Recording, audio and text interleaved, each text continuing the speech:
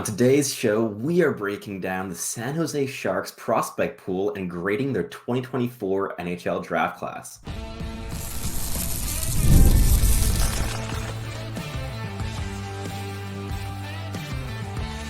You are Locked On NHL Prospects, part of the Locked On Podcast Network. Your team every day. Hello, and welcome back to Locked On NHL Prospects, part of the Locked On Podcast Network, your team every day. On this show, we break down everything prospects related for you 5 days a week, Monday through Friday. My name is Sebastian Hai. I'm the Director of European Scouting over at Dauber Prospects, and I'm typically joined by my co-host, Hadi Kalakesh, but he is down with sickness, so he's going to be missing the coming episodes as well. But we're going to jump straight into a brand new series that we're going to have on the podcast over the course of the offseason, where we're going to be breaking down the draft classes, but also the overall prospect pools and 2024-25 season outlooks for every single team in the NHL. And we're going by draft order. So we are starting off with the San Jose Sharks. But before we jump into today's episode, it is brought to you by FanDuel. Make every moment more. Right now, new customers get $150 in free bonus bets with any winning $5 bet. That's $150 if your team wins. Visit FanDuel.com/lockedon to get started. So let's jump straight into this because the San Jose Sharks have a loaded prospect pool, and their 2024 draft class was a particularly strong one. Their first three selections were absolute home run swings, and there are really no notes for me on that front. I might be nitpicking a little bit in the later draft picks, but I'm very curious to see how this draft class develops in the coming seasons, and they definitely addressed a lot of their needs in their prospect pool with the players they selected here in Las Vegas. So starting off, this is an A overall draft class, in my opinion, a very, very strong one. And it is headlined by none other than Macklin Celebrini, the absolute stud centerman who's already signed his entry-level deal with San Jose, has been the number one ranked player all season long. If you want to hear more about him, we have a bunch of content, whether it be an in-depth half-an-hour scouting report on him or mentions in most episodes we've done in the past year. We've been talking about him a lot, but quick rundown, a very good player in all three zones. He's dynamic with the puck. He's highly intelligent, and he's incredibly polished. He already has NHL level habits in his game, both on and off puck. He supports play really well. He's going to be a top six player in the NHL as of this fall. And I'm very excited to see how he's going to fare as an NHL rookie, because as the youngest player in college hockey, having not even turned 18 yet, last season, he was also already the best player in college hockey. So this is going to be an interesting challenge for him. The first time he'll be playing at a level that he isn't dominating out of the gate in all likelihood, in a couple of years now at least. And I'm very curious to see how he develops and how he meshes with the other high skill players in that San Jose organization, like Will Smith, obviously, and William Macklin. That's going to be a really dynamic bunch of forwards. But to continue here with the draft class, they also nabbed Sam Dickinson at 11th overall, a really high-value selection that must have been really exciting for them when the organization realized that he was dropping to that slot at number 11, having traded up from 14 with the Buffalo Sabres a couple days before the draft happened. And Sam Dickinson is exactly what they've been looking for. He adds size, he adds skill, he adds defensive solidity. He already has an NHL level frame at 6'3" and over 200 pounds. There's definitely still some decision making to iron out in his game. The reads aren't always the strongest, and I wouldn't say that his hockey IQ is his biggest strength. That said, he's a fantastic skater. He's really physical. He's violent. He's aggressive.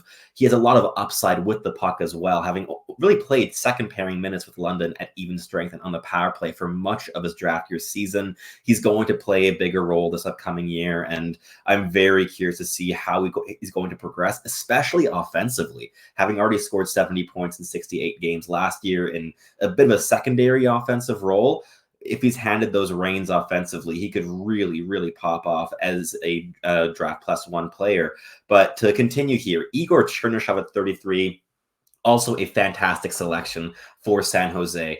While their forward core already has a bunch of soft skill and a bunch of dynamic upside with all the players that we're still going to delve into in this episode, one thing that the pool has lacked has been that power forward frame, being able to combine soft skill with hard skill, get to the dirty areas, and create space and time for his teammates in all three zones of the ice. And that's what Chernyshov does fantastically well. He played 34 games in the KHL last season with Dynamo Moscow, where he scored 4 points, which doesn't look great on paper, but he was a fantastic defensive player throughout that season. One of the strongest draft year defensive performances I've seen from any KHL player in the last couple of years, forwards and defensemen alike.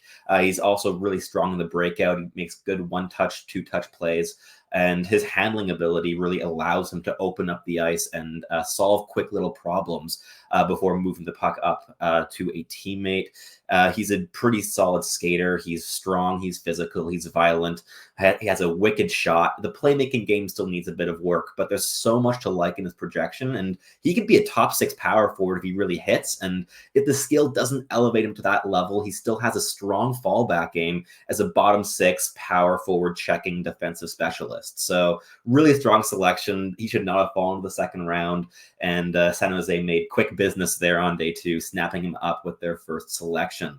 Then we have Leo Salim-Valenius, who was their selection at, I believe, 53rd overall on draft day. He's an average size left shot defenseman who skates like the wind. He played with the Vahwa J20 team in Sweden last year, and he has a really interesting combination of passing ability, mobility, and flashes of offensive creativity.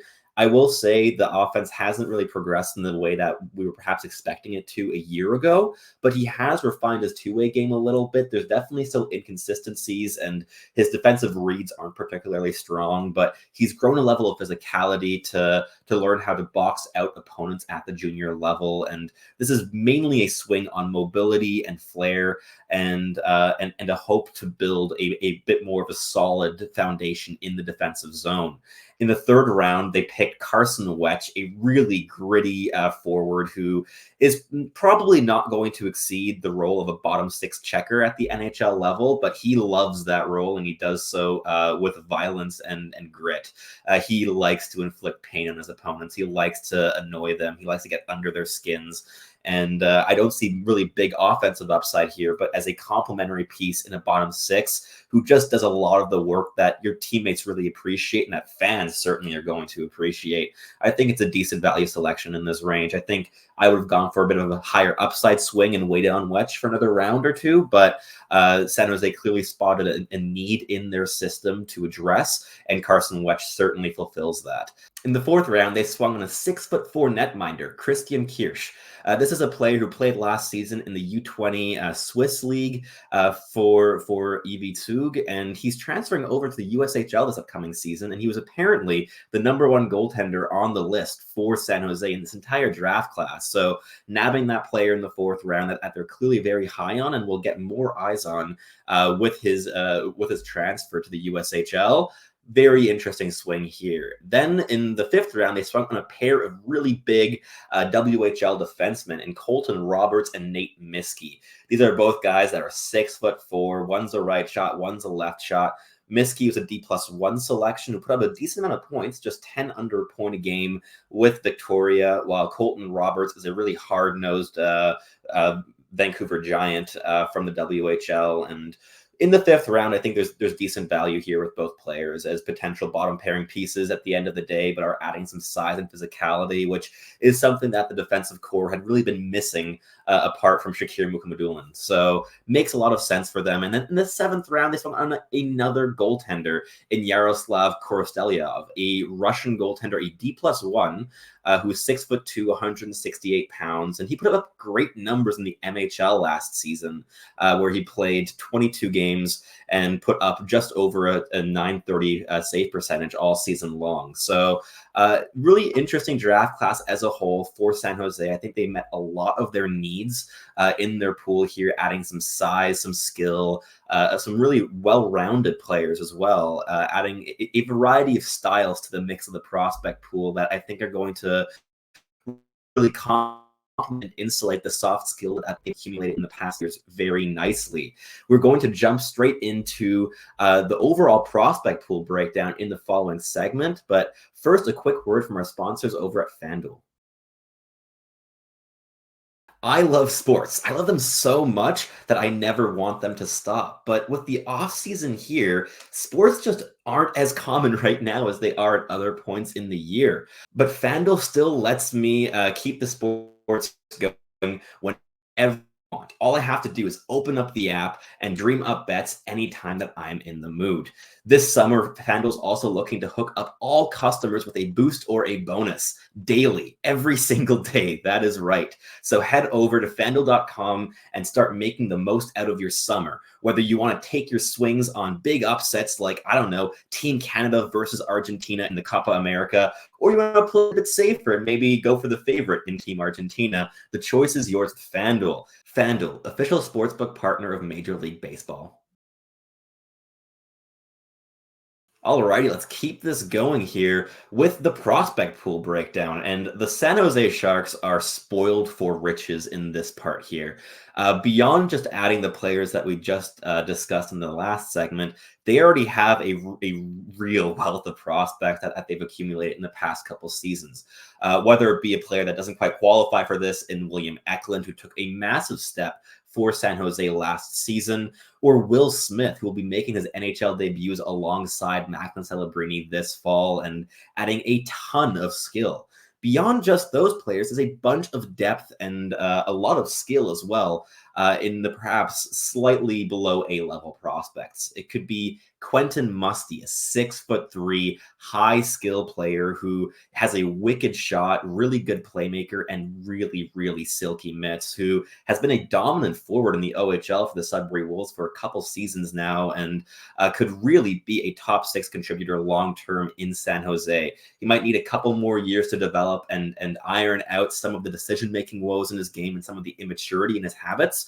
But if he hits his upside, this is a fantastic and really entertaining player.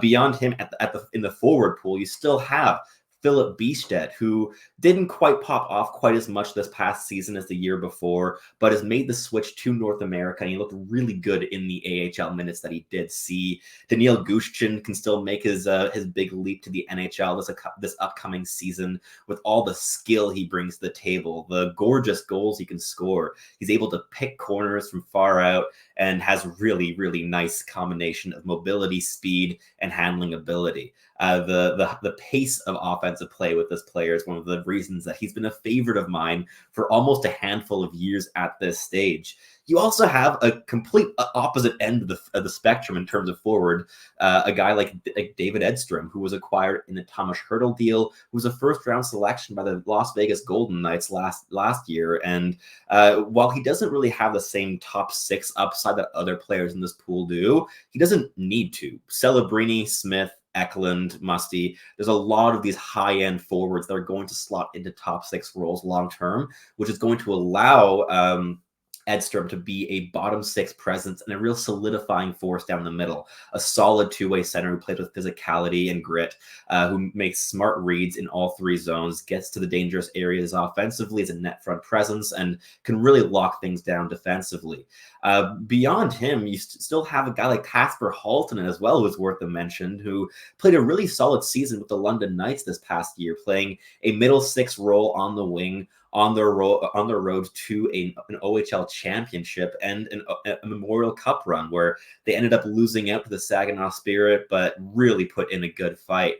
And Halton has a wicked shot. He was able to round out his game a little bit this past season, and he could also be a middle 6 scoring winger for San Jose. And obviously, Igor Chernyshov, Celebrini, goes without saying, also very exciting pieces there at forward long term. On the defensive side of things, the selection of Sam Dickinson really helps the outlook of the defensive prospect pool. They had been missing a player that could project as a clear top pairing guy long term, and I think that he brings a lot of what they're going to value: a two-way impact, a true two-way impact with physicality and aggression and really offensive potential as well that's been underrated over the course of the last year. But the defensive ability, the transition defending are clear areas of strength in his game as well. And there's so much to like in his overall NHL projection. I was talking with quite a few scouts at the NHL draft who had Dickinson as their top ranked defenseman available, period, on draft day, having him ranked as high as third overall. So this is a player who has a lot of really big proponents in the scouting community, and I'm quite certain that San Jose was elated to have him available where they picked there at 11th overall. But you also have Shakir Mukhamadullin, who seems to finally be taking the big leap into a top 4 NHL role this upcoming season, having been utilized very carefully in his development in San Jose since being acquired in the Timo Meier trade with the New Jersey Devils. And he was playing big minutes in the AHL all season long and played a couple NHL games where he also logged big minutes. But this is going to be the year where the massive defenseman might make the big step into that top 4 range. But beyond those big defensemen, you also have a variety of undersized, intelligent, skilled players in that defensive pool as well. The favorite among those, in my opinion, is Luca Cagnoni, who was a 4th or 5th round selection in last year's draft and took a massive step this past season in the WHL. This is a highly intelligent player who is a bit undersized, not an elite level skater, but he uses his intelligence to solve problems. He's a very effective defenseman in closing his gaps. He's able to cover a surprisingly wide range in the defensive zone, whether it be on the cycle or against the rush. And his intelligence really translates offensively into high-end playmaking ability. Combining him at 5-on-5 offense with guys like Celebrini and Smith and Musty and Eklund and Chernyshov is going to be incredibly exciting long-term. And especially having now acquired Sam Dickinson, being able to insulate Cagnoni into a bit more of a middle pairing role long term is really going to serve his development. A couple other defensemen that deserve shout outs are Leo Salim Valenius, who we covered in the last segment, Henry Thrun, who could be making another step this upcoming season to a consistent NHL role, and Matthias Havelet, who continues to be chugging away in his development over in Sweden, who is a really intelligent defenseman with a booming shot, decent handling and mobility, and improving playmaking and defensive abilities as well. So a lot to like on the defensive side of things, but they are still missing a projected number 1 right shot defenseman, in my opinion, to really complete their prospect pool. And in goal, they added Kirsch and Korostelyov to Magnus Krona, who is progressing quite nicely for the Sharks, but we're going to see if he's at the level to be a projected starting goaltender in the NHL. And yeah, so I would say that this is overall an A-plus prospect pool. They have the elite level skill, they have projectable talent, they have a bunch of soft skill and dynamism, they have physicality and aggression. They have players for a variety of roles, and I think that this group of players is going to mature into a contending lineup in the NHL in about 3 to 5 years' time, and I'm really excited to see how that continues. What in terms of players that they might still want to add into their prospect pool, and they're going to have one more year at least of being close to the NHL basement and with high-end draft picks to kind of round out that prospect pool. I'd be looking at adding a big potential first pairing right shot defenseman as a clear area of need, as well as as a hopeful starting goaltender. And clearly San Jose believes that Kirsch and Korostelyov can kind of fulfill those roles, as they were the 2 top goaltenders that they had ranked in this past draft class. I still have a few questions around that, but if they're confident with that, with their goalie pool at this stage, then they're even more confident in their overall pool than I am, and I'm giving them an A-plus rating. So a lot to look forward to in San Jose, and we're going to jump right into the 2024-25 season projections, expectations, and hopes in the final segment of the episode. But first, a quick word from our sponsors here at Locked On NHL Prospects.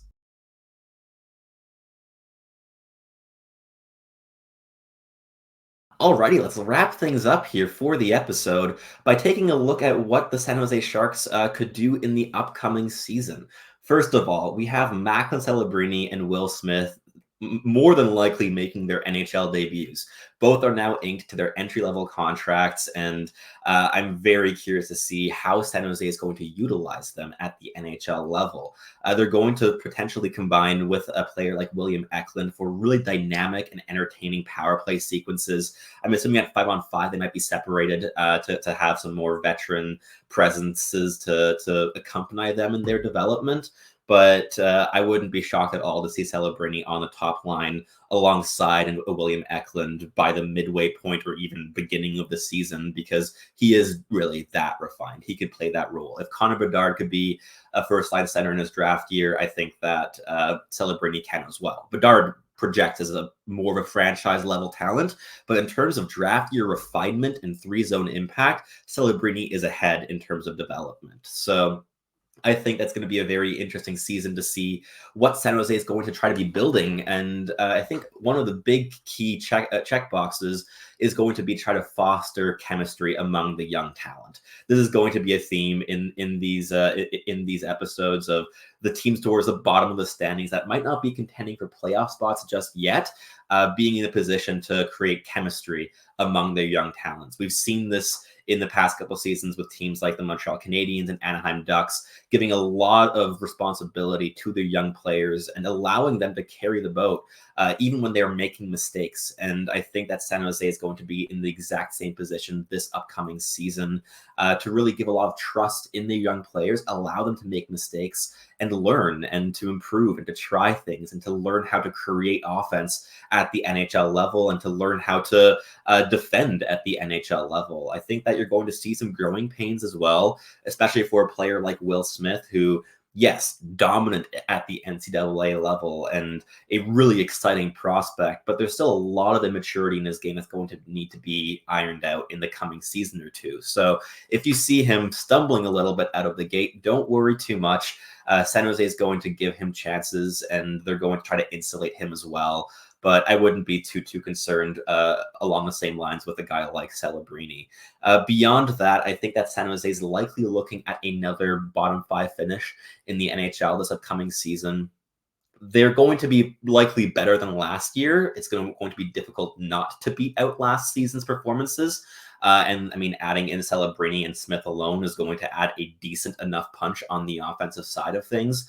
But this is still a team that is in development, and adding another top five selection in that 2025 draft class could do wonders for this prospect pool as well, whether it be adding an elite level offensive piece like a Porter Martone or a James Higgins or a Michael Misa or an Anton Frondel, or even going on the defensive side of things, potentially a guy like Matthew Schaefer. There are going to be lots of options at the top end of the 2025 draft class who could really continue to revamp this rebuild. And I think that this team is in the fast lane to contention within 3 to 4 years. I think that there's so much skill. It is an intelligently built roster.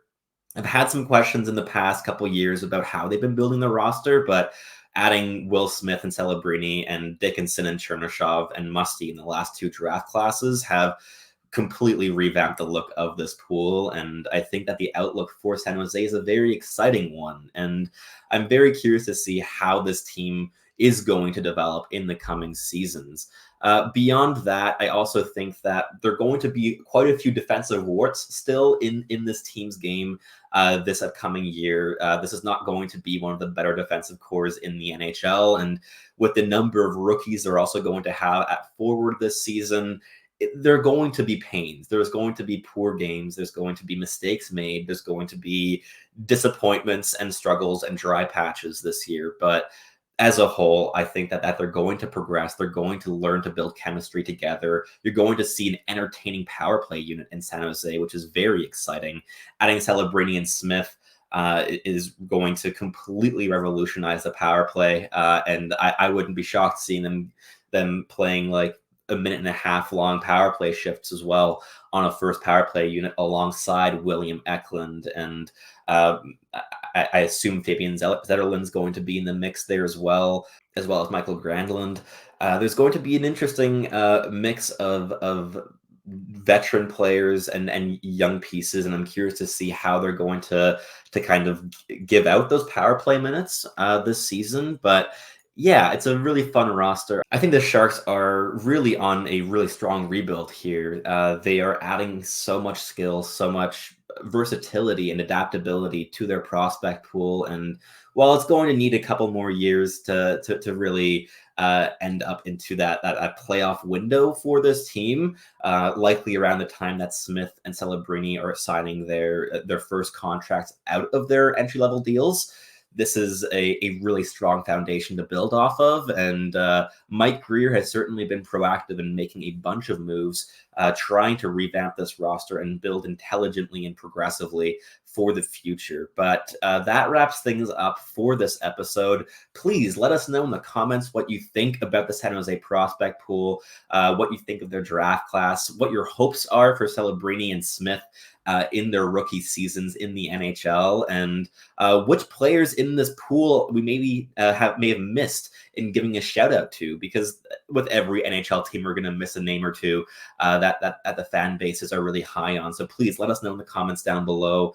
which players have you most excited for the future in San Jose, apart from the obvious big names. But that wraps things up for us here. If you're watching on YouTube, please leave us a comment. As I mentioned, like, subscribe. If you're listening on your favorite podcasting platform, make sure to make us your first listen of the day. For your second listen of the day, go and check out Locked On Sports Today, a 24-hour day live stream containing all the sports news you could possibly want to have access to. And yeah, that wraps things up here. I'm Sebastian High from Dauber Prospects, typically joined by Hattie Kalakesh, and we hope that you tune back in shortly.